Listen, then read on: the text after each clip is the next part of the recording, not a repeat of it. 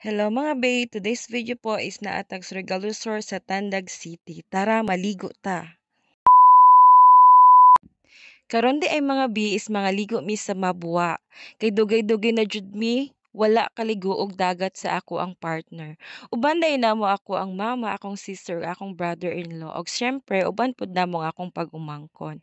Nag-anhi mig Tandag City mga bi kay mag-attend mi og kasal sa akong kasan.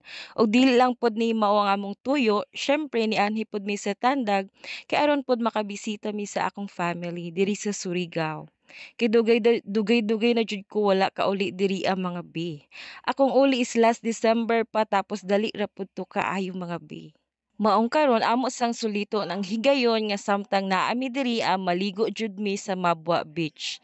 Diri ara mi maligo mga bi kay mao ra man pud ni ang duol-duol nga dagat nga dapit sa akong igsuon. Kay aron pud magkabanding pud mi family bisag dili mi kumpleto at least nagkabanding pud mi. So karon mga bi is naa na di ay mig Mabwa Beach. Human nila mana og mama arin sa among mga dala naligo na dayon mi kay samtang dili pa kaayo init. Nagsayo di ay mig ani diri ang mga bi mga 5:45 mi nagikan kay aron dili lagi kaayo init og nindot pa kaayo iligo-ligo samtang dili pa init kay murag sakit jud sa panit ug naa na ang init. Di ba mga bi labi nagnaan tay gigamit sa face. O din ni akong pag-umangkon. Well, nagligo-ligo pa sila ni mama, nagdula-dula pod mi diri ang dapita kay aron malingaw pod akong pamangkin o kami pod malingaw sa ihang kakulit.